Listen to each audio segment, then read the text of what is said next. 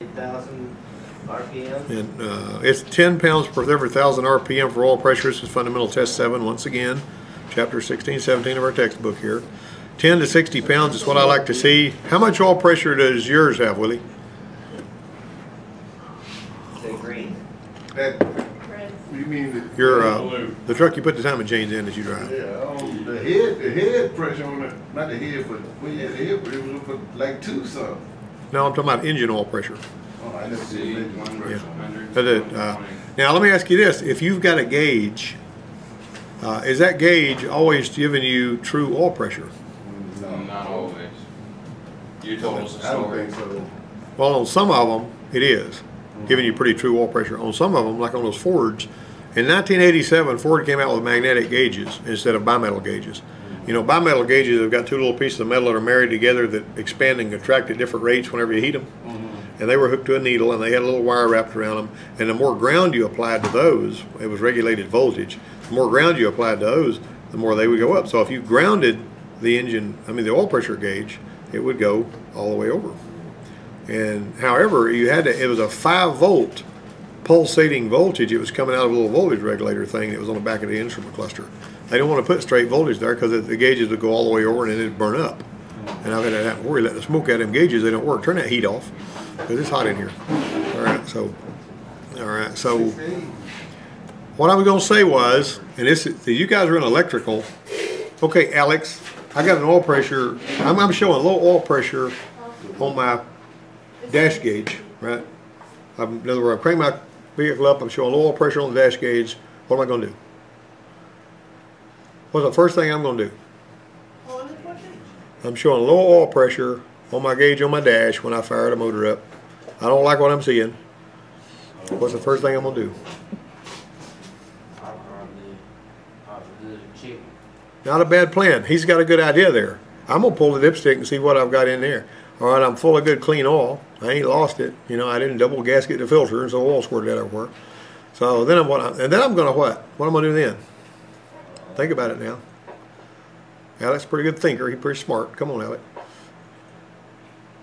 Have you ever heard one when it was low on oil? All the ones I ran low on oil, it was too late. Burn them up, huh? But what you gonna listen for? You gonna listen for lifters? Clackety, clackety, clack.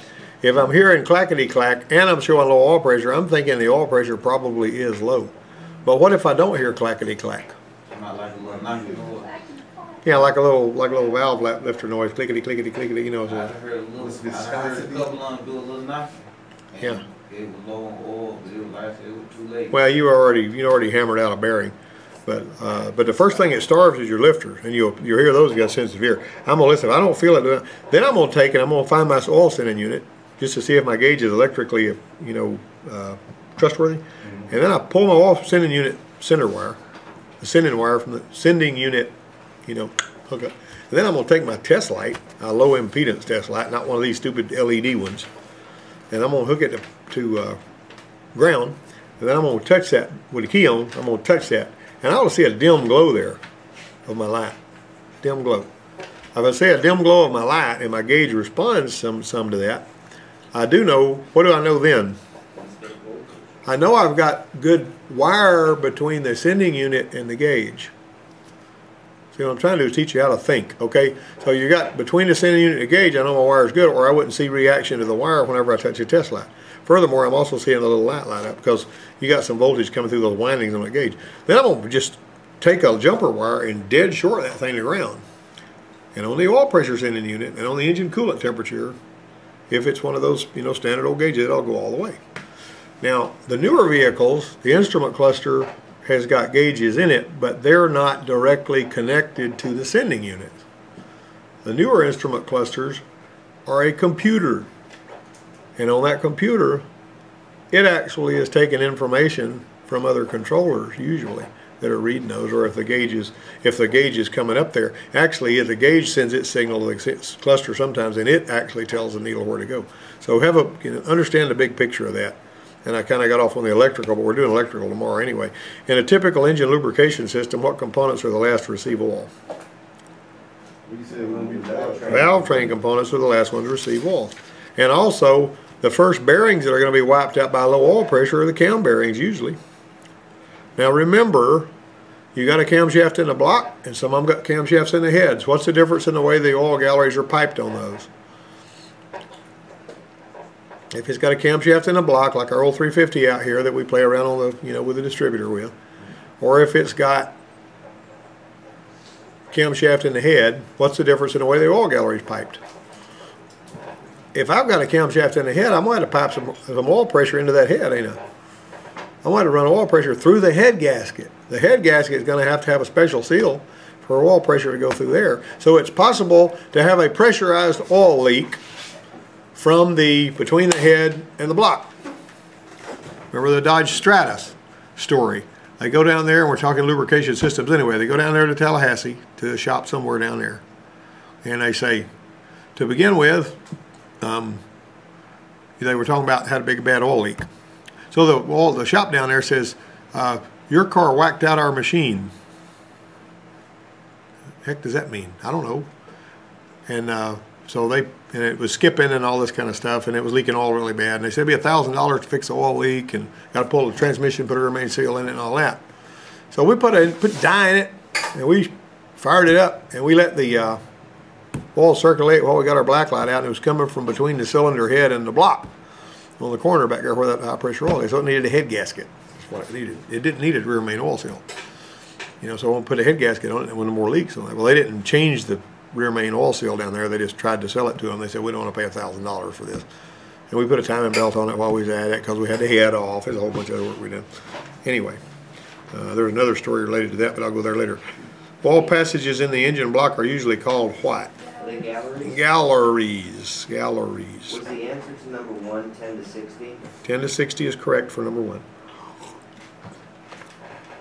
Coolant is antifreeze plus what? Okay. Now, here's another thing. If you're gonna, let's say you got a shiny, a car that, like mine, has never had anything antifreeze put in it except what was in it when it was new. That Taurus I drive, it's a 07 model. It's only got about 70,000 miles on it. Okay, so when I changed the coolant at the time it was supposed to be changed, which is a smart thing to do, by the way, follow the manufacturer's recommendations and change the coolant when it's supposed to be changed, unless the car is already half dead because it's got 180,000 miles on it and nobody's ever serviced it, and in which case I would go ahead and flush it out anyway. But on my pickup, it called for, they had the Motorcraft Gold coolant. You know what that is, don't you, Lindy? Yes, I do. Beautiful stuff. Anyway, and when I pushed that Motorcraft Gold coolant out of my pickup, it looked like it did when it was new.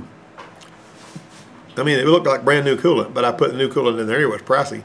But I mixed it with distilled water. 89 cents a gallon for distilled water. Buy you a couple of jugs of distilled water. Mix it with distilled water. If it's a nice, new, shiny one and you want to make sure that you're doing a customer a good job, just keep some distilled water on hand and use that instead of tap water, because what do you see on the water fountain out here when we use the water fountain? We see calcium and crud and all that. We don't really want to introduce that into our cooling system. And if you mix up coolant and put it up somewhere in your garage and keep it there for a while, sometimes that stuff will turn mushy and it'll get to where it's a cloudy color and you don't even want to use it. Okay, Dex Cool is what type of coolant?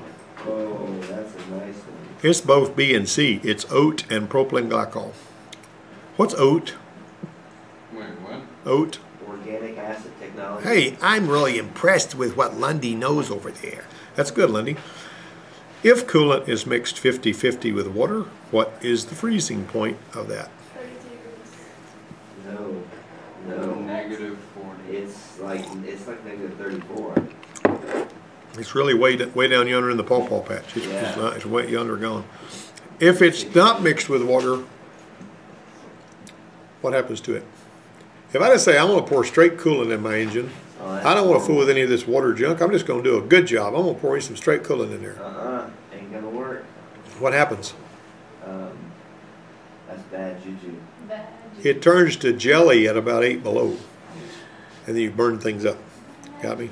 Bad. If the thermostat is not working, what diagnostic trouble code could be set? 128. That's the 128. That's the one that everybody pretty well has memorized. We saw that on Katie's Mercury Mountaineer about 750,214 times. Where we More were, than a few. you know. Well, what was funny about that? Moody got to where he could change the thermostat on that thing in 2.5 minutes. He got swoofed on it. And so let me see here. Who was that was talking to me the other day and said they had to do something over and over and they got to where they were really swift? Somebody a couple of days ago. I mean, last week was talking about how fast they got something done because they had to do it. I don't remember who it was.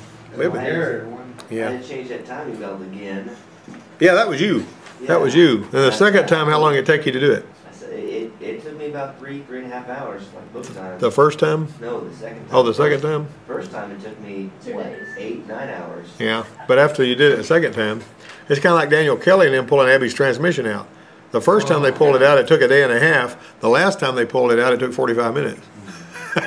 You know what I'm saying? That's ridiculous how long it takes when you don't know which tool to reach for. But once you've done every job over and over and over again, you're basically going to be able to say, I need this extension, I need this socket, I need this ratchet, I need this tool, and this is what I get in there with. I guess I'll tickle at them guys one time over there. I usually just try to see if I can get something in there. I mean, even if you don't think you can, let's just try it and see how it works. Now, the dumb thing to do, let me get a show of hands here. How many of you ever put an air ratchet or something on a bolt, and when you spun it out, your tool went against the body of the car and trapped you? You ever do that? And that is horrible. You know what I mean? I mean, an air ratchet, if you're not holding on to it good and tight, if it's got something to pull your hand against, it'll beat the tar out of it. You know, just beat you up. So anyway, that was something that I'm always having to caution people about. Using air tools is fine. I love using air tools, and if somebody's making money, you're gonna hear air tools screaming. But you better be darn sure paying attention to how long that bolt is, where it's going, and if you cram your half-inch air ratchet or your whatever your air ratchet against the body of the car, and you can't get in there to reverse it, you got a big problem. You know, it's aggravating as all get out. I did that with just a regular ratchet. Yeah, you can do it with a regular ratchet. You just be going to town. Next thing you know, it's all bound up. And you say, oh no, what am I going to do now? You got to screw it back in there, go back the other way. On the starter on the truck one time when we were replacing that engine. What, Yeah. it was like an hour? Well, everybody has that kind of problem. And I've actually seen people that trapped a wrench and just left the wrench in there. And the next time I work on the truck, the wrench is there. I tell you what I did one time. I was changing out a starter on a Chrysler, and somehow I dropped the socket and it rattled over between the starter and the block, and I had no magnet in the end. I couldn't get it out of there. I was in a hurry. I just left it in there. It didn't hurt nothing. And the next time I had to pull that starter out, I pulled it out and I got my socket back. And I knew that socket wasn't going nowhere, you know. But these black sockets and these black wrenches that you get, these old dusty black, like an impact socket, you drop them things in a dark place, good luck finding them, because they're going to hide from you down there. They're camouflage. All right, let's see here. The additives used in coolant, such as the dye and anti-corrosion additives, are about what percentage of the coolant? We're going to go with 3. Huh? 3. I'm gonna go with 8. I'm gonna go with C. Well, you know, the dye and the anti-corrosion additives, this is the stuff you put in antifreeze. Why do they make the fluids in a car all different colors? Why don't they make them all the same color? Because there's different types of it, and there's different specs for a vehicle. There's different junk in it. There's- What do you think, Quincy? Quincy shrugs. Well, they do it there is so you'll know what's leaking. I'm serious. I'm not kidding. They make it different colors, so when you see something on the ground, you'll know what it is. I know what it is. You know? can't tell on a black pavement though. Like in a parking lot, you can't tell what's leaking. You'd be surprised. How many times have you pulled up in front of the video store and seen a green puddle there? You know what I'm saying? Or somebody's car leaks some coolant. Red. Yeah. And I did this, I do this thing sometimes when I see some water on the ground. I got really tickled one day at a big little store, and there was water dripping out from under a car, and this guy was worried about it. And there was this other guy that was a know-it-all mechanic standing there talking to him. And he goes, oh, that's a freeze plug. You know, they got the freeze plugs in there, and that guy was listening to him and all that kind of stuff. And I walked by there, and the water that was draining out there was just clear as a bell, and you could tell it was cold. And I said, that's not from a freeze plug, that's the evaporator drain. That guy says, oh yeah, the evaporator drain. That's the thing that your air. He knew all about that too. Well, it's funny, but I mean, if I'm confused about whether it's going to be antifreeze or evaporator drain, like if I want to make sure, like I'm concerned about it because I see something dripping there, wait a minute, am I thinking this is evaporator drain when it's coolant? Because it's really a serious question if somebody's getting ready to drive to Panama City. You know what I mean? I'll taste of it. See if it's sweet. I ain't kidding you. I mean, and this is what you see. That's what my you can ask my son Matt. He worked at a tire store for years. I mean, 4 years. He says, I said, all right, Matt, I pulled the brake drum and I got all kind of crud in here. Is this axle grease or brake fluid? And Matt says, taste of it. You know, I mean, that's what you do. That's what that's what an experienced mechanic will do. I mean, you're not going to put it in your mouth and swallow it, but you go, oh yeah, that's antifreeze. You instantly know the answer to your question. You know, and if it's cyanide, you're in trouble. But you know what I'm saying? But it's probably not going to be, you know, all right? So, I mean, you can do whatever you want to do, but like I say, always rinse your mouth out. Don't swallow that crap, you know what I'm saying? Well, like for instance, if you see something clear on the ground and you know it's something, but you don't know what it is. What if I slish my hand around in it and it feels warm? What the heck is that? It's gonna be antifreeze. It's going to be antifreeze or brake fluid, pure antifreeze or brake fluid. Brake fluid makes your hand feel warm because it's got a real high boiling point. But the other day, who was that who was checking the fuel pressure? And I was horsing with Melissa because she missed the day that we fixed that Saturn, you know. But the Saturn had alcohol in it. Is what it is. It had alcohol in the gas tank. That's why I wouldn't start. And but who was checking that? You were. And somebody called me over and says they're going to put a fuel pressure gauge. Come over here and feel it is. And I went over and feel it, and it was freezing cold, and it was no reason for it to be, except it was out. That's alcohol. I could smell it out. I didn't need to taste it. Gas smelled funny. Yeah, and I said, so we actually energized the fuel pump, and we pumped it until the alcohol. No, you didn't. Yeah. Yeah. Because I didn't know nothing about it whenever he messaged me, and he was like, I'm not telling you because you weren't here. Yeah. Coach, did I tell you it was alcohol? Yeah, and she says, well, I could tell that she was mad because she gave the standard 20-something girl reply, oh, whatever. You know, this kind of thing. All right, so, and anyway, but all that was wrong with that car was that alcohol in it. We drained some of that alcohol out, got it back down to very good gas because it was alcohol heavier than gas. And the fuel rail was slammed full of alcohol. And that day we talked about checking fuel quality. We had just talked about it, yeah. And we went out there, and that's why the doggone thing wouldn't start. Don't get confused. Whenever you pull a spark plug out and you see a lot of oil puddled up around a spark plug, that will not keep it from starting. And it won't keep that plug from firing typically. But what you're going to have to do is take, well, it ain't going to keep it from doing it. I mean, if it's just around the top of the plug, it'll still fire that spark plug. But what the problem with there is it needs a valve cover gasket. That's all that's wrong with that. Now, it bugs me. I don't like seeing that stuff in there, and I like to blow it out. And I know it's probably going to get in there again, but that, you know, typically it can, you know, swell up the boots and all that kind of stuff, but typically that plug will still fire. Unless the oil trickles past the threads and gets down there on the tip of it, you can do it. All right, so I'm going to go down here.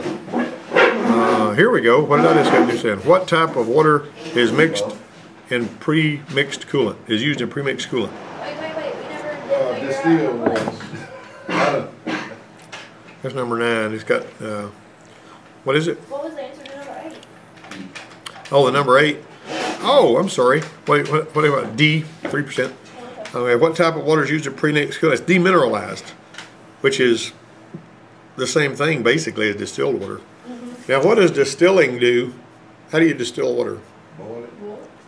That's all?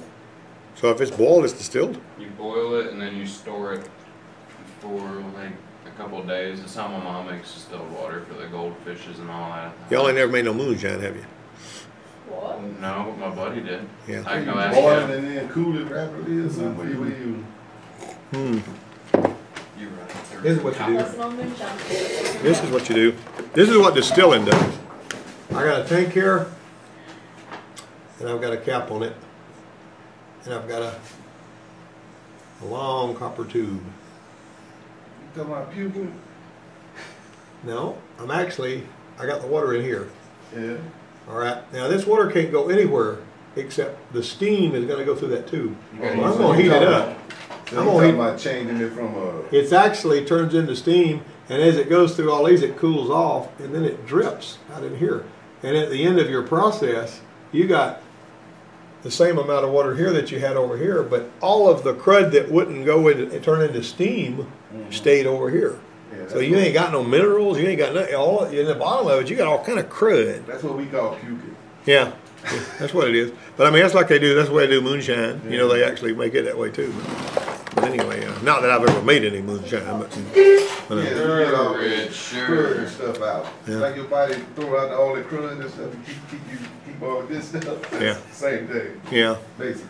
Yeah, but that right there, basically, the only problem is if there's chemicals in the water, they will usually distill along with the water, and the chemicals will still be there.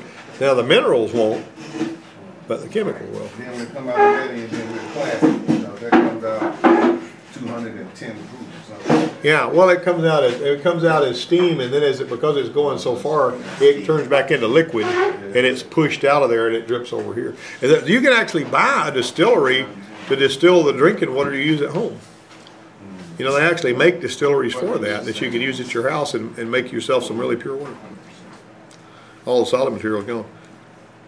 Using 100% coolant in the coolant system improves the coolant capacity of the system. Negative. I just said that a while ago. When inspecting engine oil, what should be checked? All of the above.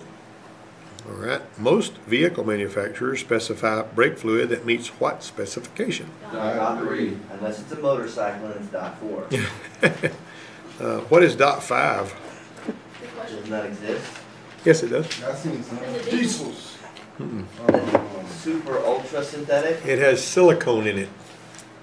And silicone it's got silicone in it because it's supposed to unite with the rubber parts. The only problem with dot 5 is that if you have anti-lock brakes and you got dot 5 brake fluid, it'll whip it up into a foam. And that ain't a good plan. You don't need foam in your brake system, right? Dot 3 is what it is. All right, you got it. Okay, now let's look at number 13. The cabin air filter, can be accessed from what? I know under the hood. A and B. On some vehicles, it's under the hood. On some vehicles, it's under the dash. And the strange thing, if you change one in a Nissan Altima, you're going to get a filter that's about this big, and you got to put it in a hole that's about half that size. Ain't that ridiculous? Did you ever do one of those? Yeah, you had me do one right over here. Yeah, and so what happens is you have this filter in your hand, and gosh, it's bigger than this piece of paper. You know, and then you're saying, okay, I got to put this in there. Then you look under there and you say, well, where does Sam Hill does it go? You know, and you get to look at, and you find a little cover you can take off, but it's only about half the size of the filter. Well, the filter is made like an accordion, and it's kind of soft and floppy. When you reach up in there and you grab that other filter and you jerk it out of there, it sort of distorts and everything, and it pops out. And it's big as that one you got in your hand. Then you got to squish it up in there and stick it back in there. It goes, boing, it pops out. Why they done that? They sent me the wrong filter. Yeah. No, that's going to go. No, that's like on Gene Taylor's car, is what it was. Yeah, there you go. Coolant can be tested using A, test strips, B, boiling freezing points using a refractometer or hydrometer, C, visual inspection, or D, all of the above. We're going to go with D. D, all of the above. You guys used test strips before? Yes. Huh? Where'd you get test strips? Oh, you using military stuff or what? Yeah. Y'all have test strips there? Water and stuff. Is that right? I got some test strips in there that we don't hardly ever use, but I mean, they're free. We put bleach in rinse water. Yeah. Give it to so many, give it to Be like the crime scene investigation. Dexron 6 and Mercon 5 are examples of what? ATM. automatic transmission. Yeah. Technician A says, most manufacturers specify replacement of the air filter every 30,000 miles. Technician B recommends replacing the air filter every year. Who's correct about that? Change. Well, I want to replace them every oil change. I mean, that makes a lot of money for the parts guy, but it's not typical. If the car's been driving on a clean, straight highway and they don't have a lot of dust in the air out there, you probably won't have to have it. Now, when Mount St. Helens erupted up there in 1980, the fuel filter, the air filters on those police cars would clog up in like a couple hours because there's so much ash in the air. And they actually had to put big truck air filters on their cars, on the hanging outside of the fender on police cars so they could drive around in that nonsense. It eventually went away, but that was a bear. Anyway, I knew a girl that was from up that way, and she called her mom, and she says, thinking about coming back up to Washington State. Her mom says, do not come back up here, because there ain't nothing up here no more. I used to watch that mountain every day. Yeah, that's pretty scary stuff. There was a guy took a picture of that thing, zing, zing, zing, zing, like that, and that big wall of ash was going, boom, boom, boom, boom. I mean, it's coming at him that quick. It just cover you up, man. I don't want to be around no Pompeii or nothing like that. All right, let me see here. So is that A? That's going to be a, let me see, where am I at? I lost my place. 16. Oh, yeah. What do you think, guys? How much, what do y'all do? I mean, I don't think you're going to drive a car 30,000 miles in 1 year, baby. Not everybody. No, that's both, though. I mean, that's both of them are supposed to be right on that one. Technically, once a year, or I drop it on the floor. And if a bunch of dirt comes out of it, I usually replace it. But you need to ask the customer first because they may not want to spend the money. Like Melissa dropped one the other day and a bunch of dirt come out of it. She said we need to replace this air filter, and so we got one. Technician A says that metal brake fluid. Oh, let me say something about air filter. One day this Ranger came in over there where I was at and had one of these, and I'm not saying anything bad about K&N filter chargers. I mean, if you want to buy one and then put it on there, that's just fine. But I was in the Ford dealership and I was working and I had all this equipment, you know, that we'd use and we could check airflow and all this kind of stuff. And so I took my the K&N air filter, and I said, well, I wonder how good this does, because I hear a lot about them. You know, a lot of people buy them and everything, and they're cool looking air filter, expensive. And so I took I looked at my mass airflow reading, and it was about 4 grams per second, and I was looking at the voltage reading on it too to get a real fine, high resolution number. And so I went to the parts room and said, let me borrow a new Motorcraft air filter for this truck out here. I want to replace it, because it was actually the same shape and all as the regular air filter, except it was a K&N. So I took that one out and I put the Ford one in there, and it flowed better than the K&N. And the K&N wasn't dirty, but I don't know what the total story is behind those, because they're supposed to be really special, but anyway. They're supposed to be cleanable, you can clean them. Well, they are, but they cost about $60, and and that thing too, but anyway, let's see, Technician A says the metal brake fluid reservoir found on older vehicles requires the top to be removed to check fluid level. Technician B says when filling a brake fluid reservoir to leave room for expansion due to heat. You don't want to fill it too full because it may run over a little bit, right? How many of you have pushed your caliper piston back up in there and seen brake fluid dripping under there? Seen that before. What happens is she had to add fluid a while ago to that Expedition. I don't know how Willie missed that, but it was real low on brake fluid. Because the brakes were wearing, and it was brake master cylinder, so she probably had to add half a pint or something. But anyway, that particular one. And have you ever seen one that somebody put oil or something in it? You ever seen that? I actually saw one of my buddies in high school poured coolant into his brake fluid thing just to top it off. Well, I'm sure he topped it off. But I mean, if you pour oil in there, it attacks the rubber and it swells up the cover. If you pull the cap off the brake fluid, it's all swelled up and distorted. Somebody's put oil-based stuff in it. Got it? Polyglycol brake fluid is what? A, petroleum-based, B, amber in color, C, both A and B, or D, neither A and B. B. No, that's actually B. It's amber in color. It's also hygroscopic. 17 was both, right? You know what hygroscopic means? Yeah. Very small. Yes, Jeff. Yes, Jeff. Hygroscopic. What does it mean? Small and to do with water. It does, but it means it absorbs water. Ah. A hybrid electric vehicle may have one or more coolant system. I would think that it would. More than one coolant system, excuse me. It does. It's got more than one coolant system. And what is this tool used for? Just about everybody here has used it. I got a couple of these. Yep. And you can use it also for checking the specific gravity on your battery water. Batteries. Yes. Got it?